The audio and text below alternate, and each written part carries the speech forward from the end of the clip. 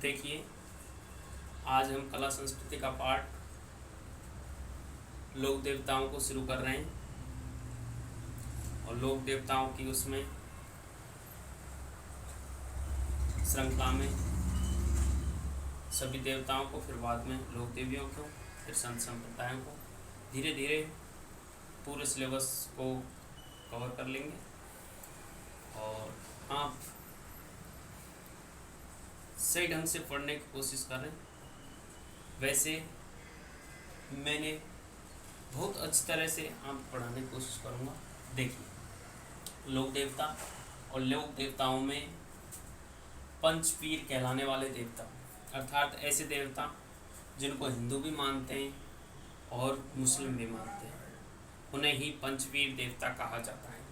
जैसे एक छंद है, पावो हड़वो रामदेव मांगलिया मेहा, पांचों पीर पधार जो गोगा जी गेहा। अर्थात 5 लोक देवता हैं, पाबू जी, हड़बू जी, रामदेव जी, मांगलिया जी, मांगलिया मेहा जी और गोगा जी। 1 2 3 4 इस प्रकार से 5 देवता हैं। आप धीरे धीरे एक एक को, अगर बहुत से को ये याद नहीं होता है तो वो ये हल्की सी टेक के माध्यम से कर सकता है। मेरा गोपा है, मेरा गोपा है, अर्थात मेरा से म्या जी, रा से रामदेव जी, गो से गोगा जी, पा से पाबू जी और ऐसे हड़बू जी। और वैसे ऐसा कोई भारी बात नहीं, इसको भी याद करना। पावो हड़बू रामदेव मांगलिया मेहा, पांचों पीर पधार जो गोगा जी गेहा। अर्थात ये नहीं होता है तो पांचों, क्योंकि ये हमेशा के लिए अधिकांश आता रहता है क्वेश्चन कि 5 पीर नहीं हैं, उनमें से पाबू हड़बू रामदेव एक रख दिया तेजा जी, तो फिर उस हिसाब से इनको याद करना जरूरी है। अगर ये याद नहीं हो पाता है तो मेरा गोपा है, अर्थात मेहार जी, रामदेव जी, गोगा जी और पाबू जी और हड़बू जी। इस प्रकार से इनको याद करें। तो आज सबसे पहले हम पाबू जी को पढ़ेंगे, एक एक करके। हड़बू जी है, रामदेव जी है, सबको धीरे धीरे सबको पढ़ेंगे। आज पाबू जी से स्टार्ट करते हैं। सबसे पहले पाबू जी को देखिए।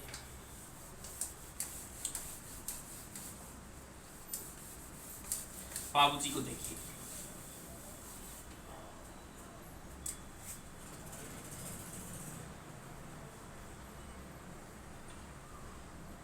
पाबू जी, अब जो पाबू जी थे ये थे राठौड़ वंश के। किस वंश के थे? राठौड़ वंश के। मैं आपको बता दूं कि मारवाड़, और मारवाड़ की में राठौड़ वंश की स्थापना किसने की? राव सिंह ने। किसने की? राव सिंह ने। और राव सिंह का जो पुत्र हुआ एक आयसनाथ,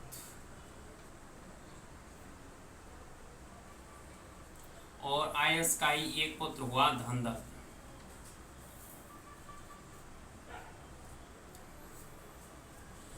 धांदल या धालू जी भी कहते हैं। और धांदल के जो पुत्र हुआ वो कौन हुआ? पाबू जी। कौन हुआ? पाबू जी। पाबू जी का जन्म ये हुआ था कोलूमंड, फलौदी, जोधपुर। ये हुआ था 1296 ईस्वी में। कब हुआ था? 1296 ईस्वी में। अब इनके पिताजी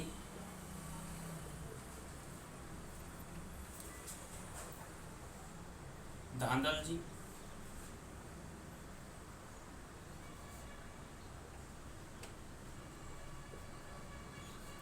माताजी कमला देवी। माता जी कौन? कमला देवी। अब देखिए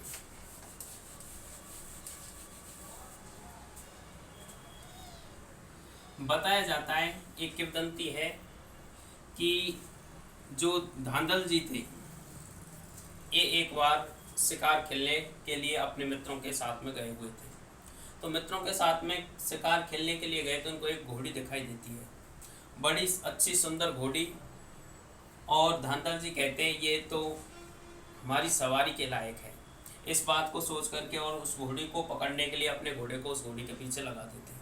लेकिन घोड़ी भागती है भागती है भागती रहती है, शाम तक भागती है। जो धांधल जी के साथी थे वे सब बिछुड़ जाते हैं। बिछुड़ने के बाद में जब घोड़ी के पास में पहुंचता है तो घोड़ी फिर स्त्री रूप में आती है और स्त्री भी बहुत अधिक सुंदर बन जाती है।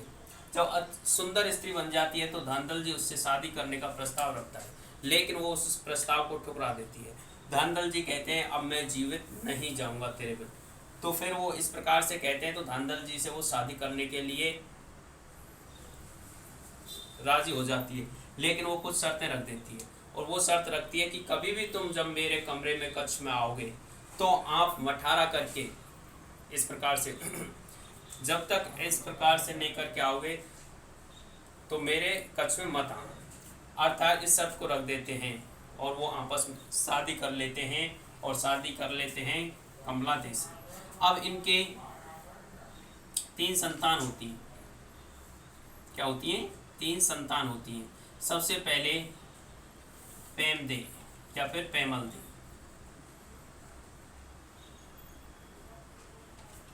पेमल दे। नंबर 2 बूढ़ो जी। और सबसे छोटा प्यारा सुंदर अच्छा और आज का हमारे इस चैप्टर का नायक बाबूजी। बाबूजी ने जब जन्म लिया, बाबूजी ने जब जन्म लिया तो कुछ दिन बाद, लगभग एक 6 महीने का था, उस समय कमला देवी वो तो एक अप्सरा थी, तो वो शेरनी बन करके और बाबूजी को दूध पिला रही थी। उसी समय धांधल जी कक्ष में प्रवेश कर जाते हैं। पता नहीं कोई बेईमानी थी, पता नहीं उन्होंने सोचा होगा कि इतने दिन हो गए, रानी क्यों कहती है कि बिना मठारा किए कक्ष में प्रवेश मत करना, या फिर ध्यान भूल गए, कैसे भी सही, लेकिन वो बिना मठारे हुए घर में प्रवेश कर गए। घर में प्रवेश किया तो शेरनी बाबूजी को दूध पिला रही। एक साथ डर गए। डरने के बाद में कमला देवी अपने देह में आई और बोला, मैंने आपसे मना किया था ना कि कभी भी मेरे कक्ष में बिना मठारे किए मत आना, लेकिन आप आ गए। आज मैं इसी समय मर रही हूँ। और वो मरने के लिए कहती है। तो धांधल जी उससे क्षमा याचना करते हैं, लेकिन वो नहीं मानती है कि जब आपसे शर्त हो गई थी तो फिर उसके बाद में भी आपने ऐसा क्यों किया। फिर उस प्रकार से वो कहती, जब ज़्यादा कहते हैं तो वो कहती है कि सुनो, मैं जा रही हूँ, एक देवल चारणी है और देवल चारणी की घोड़ी है, घोड़ी के गर्भ से मैं जन्म लूँगी और मैं इसको खिलाने के लिए आऊँगी। इस प्रकार कह करके चली जाती है कौन? मर जाती है कौन? कमला देवी। अब उसके बाद में ये अब जो पेमल दे है, पेमल दे की शादी की जाती है और पेमल दे की शादी की जाती है जायल। और जायल कहाँ पर है?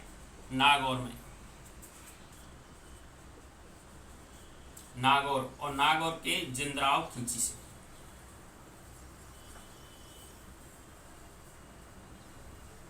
बताया जाता है कि जो जिंदराव खींची, ये खींची वंश था, इससे बाबूजी के वंशजों की कभी बनी नहीं। हमेशा के लिए राठौड़ों में और खींची वंश में संघर्ष चलता रहता था। लेकिन इस संघर्ष को खत्म करने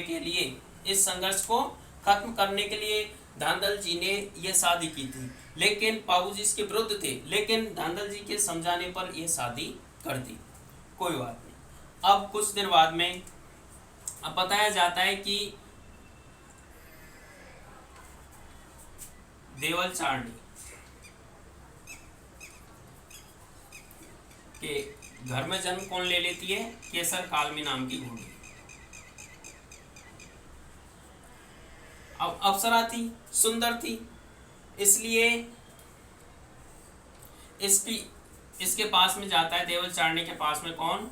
जिंद्राव खींची, इस घोड़ी को लेने के लिए। लेकिन जिंद्राव खींची कहता है, अपने थोड़े घमंड में जाता है कि देवल चारणी मांग, तो इस घोड़ी का क्या लेना चाहती है, लेकिन वो इस घोड़ी को देने से मना कर देती है। लेकिन केसर कालमी पर नजर गड़ जाती है किसकी? जिंद्राव खींची की। अब कुछ दिन बाद में बूढ़ो जी की भी शादी हो जाती है, लेकिन बाद में करवाएंगे। जैसे इसकी गिरनार से होती है शादी, गिरनार, और गिरनार कहाँ पर है? गुजरात में। लेकिन इसकी बाद में करवाएंगे पाबू जी। अब पाबू जी की शादी होती है, देखिए, अमरकोट पाकिस्तान से, सिंध प्रांत से।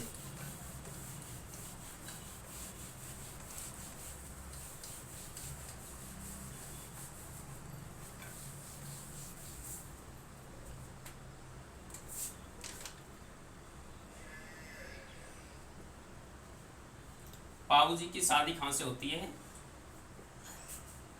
अमरकोट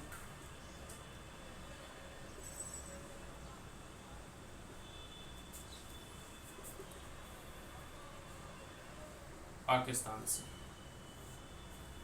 यहाँ का जो राजा था या नरेश था, अमरकोट का नरेश, और उसका नाम था सूरजमल सोडा, और इसकी एक पुत्री थी और उसका नाम था सुफ्यारदे। क्या नाम था? सुफ्यारदे। जैसा नाम वैसी लड़की, बहुत सुंदर थी। बताया जाता है ये सुफ्यारदे थी, यह सूफनखा का अवतार थी। किसका अवतार थी? सूफनखा का अवतार थी। कौन? सुफ्यारदे। बताया जाता है जिस समय लंका में लक्ष्मण रह रहे थे और सूफनखा उस जगह पहुंची थी, तो उस जगह उसने कहा था, चल मैं कलयुग में तेरे साथ में शादी करूंगा। उसके अनुसार, क्योंकि लक्ष्मण का अवतार कौन है? लक्ष्मण का अवतार कौन है? पाऊ जी। और सुफ्यारदे किसकी? सूफनखा। इस सुफ्यारदे को, जो इसको फूलनदे के नाम से और जानते हैं। किस नाम से? फूलनदे के नाम से। अर्थात इसकी शादी कहाँ होती है? यहाँ पर। अब देखें, इस शादी में, शादी से पहले मां बनने के लिए शादी में पाबू जी से धांधल जी कहते हैं, धांधल जी कहते हैं कि आपकी मां मरने के बाद में देवल चारणी की जो घोड़ी थी, उसकी घोड़ी के गर्भ से पैदा हुई है और इस समय उसका नाम केसर कालमी है। आप जाओ और अपनी मां को ले आओ। बताया जाता है कि पाबू जी जाते हैं देवल चारणी के पास में और उसको नमस्कार करते हैं, माँ जी नमस्ते, और उस प्रकार से उसको बहुत प्रेम से कहते हैं और कहते हैं कि मैं आपकी घोड़ी को ले जाना चाहता हूँ। देने के लिए आपकी घोड़ी की मैं कभी भी कीमत चुका नहीं सकता। जब इस प्रकार के वचन सुनते हैं तो जिंद्राव खींची उससे पहले घोड़ी मांगने के लिए आया था, और जब घोड़ी मांगने के लिए आया था उसने मना कर दी थी, तो वो उसकी गायों को चुराने की धमकी भी दे करके गया था। तो ये बात सभी बातों को किससे कहती है? पाबू जी से कहती है। लेकिन पाबू जी वचन देता है कि आपकी गायों को मैं कभी भी नहीं चुराने दूंगा, और जब भी चुराएगा तो मैं उन गायों को उससे छुड़ाऊंगा। इस प्रकार से कह करके और देवल चारणी से केसर कालमी नाम की घोड़ी को ले आता है। कौन? पाबू जी। अब उस केसर कालमी घोड़ी पर बैठ करके जाता है कौन? पाबूजी खां पर अमरकोट शादी करने के लिए। इसीलिए आपने एक प्रथा देखी होगी कि जिस घोड़ी पर दूल्हे बैठता है उसको माँ मानता है, उसके कभी भी एड़ नहीं देता, उसकी कभी भी लगाम नहीं पकड़ता दूल्हे। और आपने देखा होगा कि जिस समय वधू के घर वालों के माँ जब दूल्हे उस घोड़ी से उतरता है तो जो वर पक्ष वाले और वधु पक्ष वाले तो उनमें होड़ लगती है उस घोड़ी के ऊपर बैठने पर, कभी कभी आपस में झगड़ा भी हो जाता है। अर्थात अगर कोई वर वाला बैठता है तो कोई बात नहीं, अगर वधु पक्ष का उस घोड़ी पर चढ़ जाता है तो कहते हैं कि इनकी माँ पर, दूल्हे की माँ पर हम चढ़ गए। इस प्रकार से बहुत सारी कहावतें वो तभी से चली आ रही हैं। तो ये यहाँ पर जाता है और यहाँ पर इसके फेरे या भंवरिया पड़ने लगती हैं। अर्थात भामरे सिर्फ 3 भामरें पड़ती हैं, तब तक घोड़े जो गाय उनको चुरा लेता है कौन? जिंद्राव खींची। अब जिंद्राव खींची जब गायों को चुरा लेता है तो देवल चारणी भाग करके आती है धांधल जी के पास में, बूढ़ो जी के पास में। लेकिन धांधल जी और बूढ़ो जी इस बात से मना कर देते हैं और ये प्रस्ताव जब कहाँ पहुँचता है? पाबू जी तक। जब पाबू जी को इस बात का पता चलता है, बताए जाते हैं कि 3 चमड़ी तो उसने ले ली थी और चौथी चमड़ी को ले रहा था, अर्थात 3.5 फेरे ही फरे। 3.5 अर्थात अधूरे फेरों को छोड़ करके और वो वहां से चल दिया। सूरजमल सोढ़ा ने कहा कभी भी आदि ब्याही बेटी को ऐसे नहीं छोड़ सकते, गाय हम उसकी जितनी गाय उनसे दुगनी गाय दे देंगे। उसने कहा नहीं, मुझे वहां पर जाना है। इसीलिए इसको वचनबद्ध देवता भी कहा जाता है। किसको? पाबूजी को। वचनबद्ध के कारण वो आता है और कहकर के आता है अगर मैं जीवित रहा तो आपको दोबारा लेने के लिए आऊंगा, अगर नहीं रहा तो फिर ऊपर मिलेंगे। तो इस प्रकार से वो कहकर के चला जाता है और कहां पर? गायों को छुड़ाने के लिए। देखिए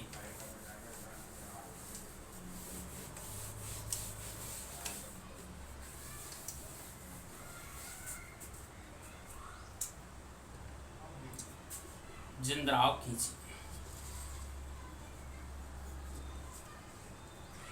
अब जिंद्राव खींची इनको गायों को ले जाता है। अब पाबूजी अपनी सेना के साथ में इससे क्या करता है? युद्ध, और युद्ध में हरा देता है किसको? जिंद्राव खींची को। जिंद्राव खींची को हरा देता है और गायों को ला करके किसको दे देता है? देवल चारणी को। जब देवल चारणी को गायों को दे देता है तो बताया जाता है कि रात हो गई और रात होने के कारण पाबूजी खां रुक गए देवल चारणी के घर। अब पीछे से इस बात को सहन नहीं कर पाता है कौन? जिंद्राव खींची, क्योंकि पाबूजी जिंद्राव खींची को मार देता। लेकिन जब भी उसको मारने की, कई बार मारने के ऐसे लक्ष्य आए उसी समय मार देता, लेकिन पाबूजी उसको मारना नहीं चाहता था, क्योंकि जब जब उसको मारने के लिए तैयार होता तभी अपनी बहन का सिंदूर दिखाई देता, बहन का स्वागत दिखाई देता, इसलिए इसको जीवित छोड़ देता। लेकिन जिंद्राव खींची ने इस बात को, अब ये रात को आकर के यहाँ पर सो गया और जिंद्राव खींची ने रात में आक्रमण कर दिया इस गांव पर और सभी को काटना शुरू कर दिया।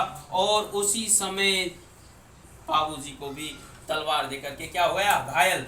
जब घायल हुआ तो और चारण शूद्रवर्ग अर्थात अछूतों का और पाबूजी का रक्त मिलने के लिए जा रहा था तो देवल चारणी उसको अलग करने लगी, उसकी दीवार करने लगी। उसी समय पाबूजी ने कह दिया कि चाहे कोई कैसा भी हो, सबका रक्त समान होता है, इसीलिए इसको अछूतों का देवता भी कहा जाता है। किसको? पाबूजी को। और इस प्रकार से यहाँ पर ये घायल हो जाता है और कुछ देर बाद में ये मर जाता है। इस प्रकार से पाबूजी और वो अधूरे फेरे रह जाते हैं। एक बात और है, देखिए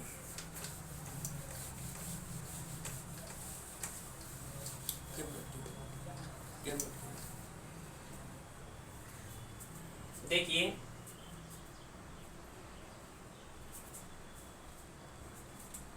बूढ़ो जी और बूढ़ो जी की एक बेटी थी और बेटी का नाम था केमल दे। क्या नाम था? केमल दे। तो केमल दे की शादी की थी गोगा जी से। किससे की थी? गोगा जी से। कोई बात नहीं, लेकिन अब केमल देव से पाबूजी बहुत प्रेम करते थे। तो पाबूजी पर एक दिन कह रहे थे कि पाबूजी के केमल देव कुछ भी मांग, मैं आपके लिए वही चीज दे दूंगा। तो केमल देव सोचती है कुछ ऐसा मांगना चाहिए कि जिससे चाचा जी परेशान हो जाएं। चाचा जी क्या हो जाएं? परेशान। इसी प्रकार से पूछती है, फिर सोचती है कि मैं यहाँ पर इनसे क्या मांग लूं? ऊंट मांग लूं। क्या मांग लूं? ऊंट। और ऊंट हमारे यहाँ पर कहीं पर है नहीं है, और ये हो जाएंगे परेशान, और मैं इनको खिजाया करूंगी, चढ़ाया करूंगी। इस प्रकार से सोच करके पाबूजी से क्या मांग लेती है केमल देव? ऊंट। अब ऊंट यहाँ पर कहीं पर मिलते नहीं है, ऊंट मिलते थे लंका में। कहाँ मिलते थे? लंका में। अब बाबूजी कहाँ चले जाते हैं? लंका। किस क्या लेने के लिए? ऊंट लेने के लिए। अब ऊंट लेने के लिए जब लंका चले जाते हैं तो केमल देव की जो शादी थी उसमें उधर से आते हैं तो लेट होते हैं, क्योंकि पहले ऊंट के 5 पैर हुआ करते थे। कितने? 5 पैर। अब 5 पैर की वजह से धीरे धीरे चल रहा है ऊंट, टाइम से निकलता हुआ जा रहा है, और वो बाबूजी सोच रहा है अगर लेट हो गया तो मुझे चिढ़ाएगी कौन? केमल देव। इसलिए बाबूजी चमत्कार दिखाते हैं, और जो 5वां पैर था उस 5वें पैर के नीचे से हाथ लगाते हैं और उसको इस प्रकार से उठा दिया, और अब कितने रह गए ऊंट के? 4 पैर। आज भी देख लेना ऊंट के अब भी निशान बना हुआ होता है, उसको एडर कहते हैं। क्या कहते हैं? एडर। और वो जैसे नीचे से उठाया तो पहले पीठ इसकी सफल थी, बिल्कुल समतल थी, लेकिन जैसे नीचे से उठाया तो ये ऊपर झुक गई, इसलिए ये इसको कुंभ भी उसी समय से निकला ऊंट के। तो इसको लेकर के आ जाता है, इसके लिए ऊंट देते। अब ये लंका से या सबसे पहले हमारे यहाँ क्या लाया? भारत देश में ऊंटों को लाया, इसलिए ऊंटों वाला देवता भी किसको कहते हैं? पाबूजी को। किसको कहते हैं? पाबूजी को। अब इस युद्ध में ये कहावत और है कि एक बार छोटे छोटे बच्चे थे, छोटे छोटे बच्चे, एक लकड़ी का ऊंट था, उस पर लड़ रहे थे। एक उसका ऊंट उसने नीचे पटक दिया और बच्चा रोने लगा कि मेरा ऊंट मार दिया, मेरा ऊंट मार दिया। तो बताया जाता है कि उसी समय पाबूजी ने और उस जो वो लकड़ी का ऊंट था उसमें जीव डाल दिया था, इसलिए भी ऊंटों का देवता कहते हैं। इस प्रकार से इसके उपनाम भी और भी देखते हैं। उपनाम तो प्लेग रक्षक देवता, प्लेग रक्षक देवता, गौ रक्षक देवता, गौ रक्षक हाड़ फाड़ का देवता,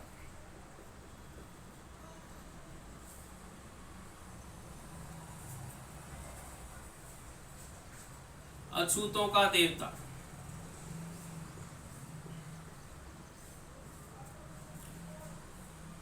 वचनबद्ध देवता,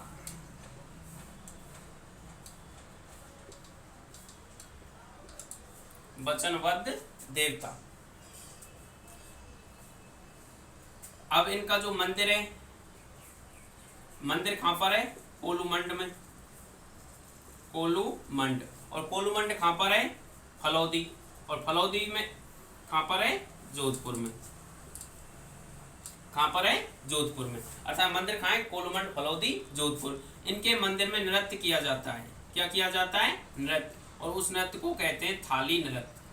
क्या कहते हैं? थाली नृत्य। और जो रामदेव के उसमें किया जाता है उसे तेरे ताली नृत्य कहते हैं, लेकिन इसके जो नृत्य किया जाता है उसे थाली नृत्य कहते हैं। कौन सा नृत्य कहते हैं?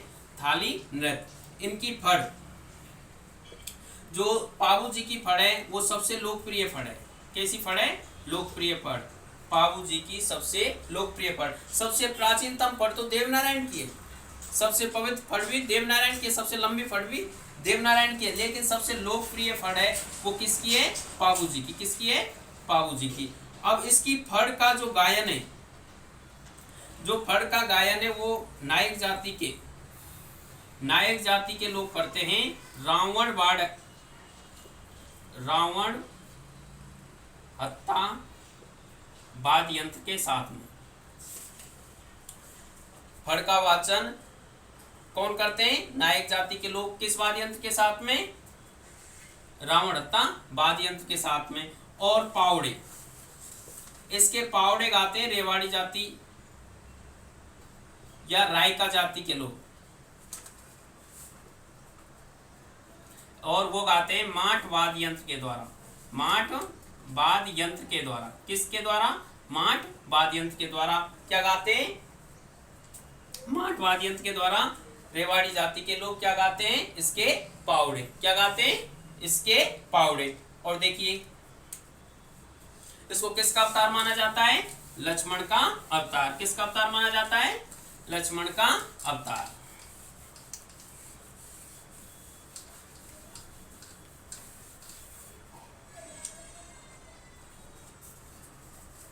लक्ष्मण का अवतार माना जाता है। क्या माना जाता है? लक्ष्मण का अवतार।